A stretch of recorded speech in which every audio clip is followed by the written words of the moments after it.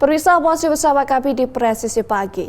Melalui tari musik gamelan, pagelaran busana tradisional dan kuliner, warga Amerika yang bergabung dalam International Club of DC belajar mengenal Indonesia. Beranggotakan pekerja profesional, mereka hadir di acara Spirit of Indonesia, A Cultural Archipelago di KBRI Washington DC November lalu. Berikut kita simak laporan dari tim VOA. Jadi saya menciptakan tarian Batak sama tari Kalimantan.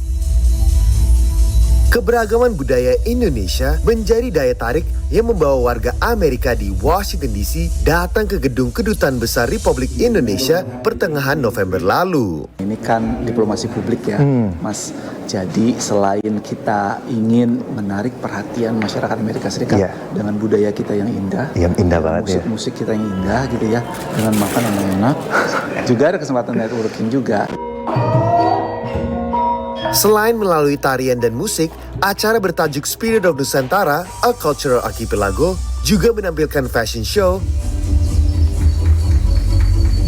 serta menghidangkan makanan khas Indonesia. Digagas oleh International Club of DC, organisasi pekerja profesional dengan 40.000 anggota ini rutin bekerjasama dengan 80 kedutaan besar yang ada di ibu kota Amerika. And our mission is to help the people who live in Washington DC get to know the other countries and the embassies. So by having cultural events and bringing them into the embassies, they can learn more about the culture, tourism and travel. Berkolaborasi dengan KBRI dan Santi Budaya, lembaga swadaya masyarakat yang bergerak di bidang kebudayaan, acara ini menampilkan bintang tamu Rianto, penari lengger lanang asal Banyumas yang kini bermukim di Jepang.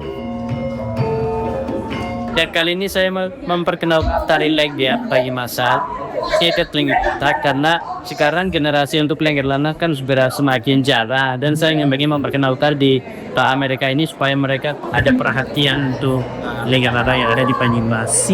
Acara budaya seperti ini nampaknya berhasil memikat warga Amerika yang hadir, bahkan menumbuhkan niat untuk berkunjung ke Indonesia. Beautiful. I think it's really wonderful. I really hadn't before had much exposure to Indonesian culture. Dari Washington DC, Genira Pratama, Yogi Laksono, dan Nia Iman Santoso, VOA. Pemirsa, bangunan ikonik New York favorit turis The Vessel kembali dibuka setelah 3 tahun ditutup. Bangunan arsitektur senilai 25 miliar dolar ini sempat jadi lokasi bunuh diri. Berikut laporan Randy Wicaksana dari VOA. Bangunan ikonik The Vessel di New York ini kembali dibuka untuk publik. Sebelumnya, The Vessel terpaksa ditutup karena sempat jadi tempat kejadian perkara 4 kasus bunuh diri, sambil memenuhi desakan untuk bangun fitur keamanan ketat untuk pengunjungnya. So we've installed a steel mesh from level to level that allows for people to see through, but also prevents access out of the vessel on each level. And so it allows people to walk all the way up to the top of the elevator at the top of the vessel, but also preserving the views. Sejak bangunan ini pertama kali dibuka untuk umum pada 2019, The Vessel sempat jadi tujuan wisata yang populer. Inisiatif fitur keamanan baru ini disambut baik oleh pakar psikologi untuk mencegah upaya bunuh diri. There is a barrier, then that provides extra time when the person might change their mind or somebody might intervene, because that period between thinking about and attempting suicide can be a matter of minutes. Selama penutupan The Vessel, area ini tetap populer di kalangan turis meski hanya bisa bersuah foto dari luar. Kini para pelancong kembali bisa melihat interior The Vessel dan berselfie ria dari ketinggian dengan aman. I feel like the netting is good not only for safety but for people like myself that are afraid of heights.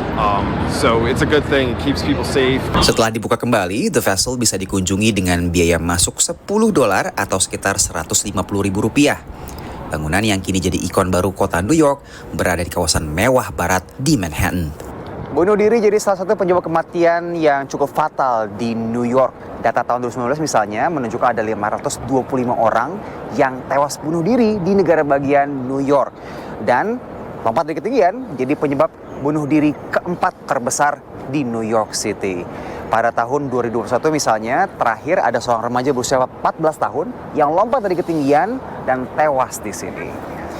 Dari New York City, saya Randy Wicaksana, VOA. Pemirsa, tetaplah bersama kami, Presisi Pagi akan segera kembali.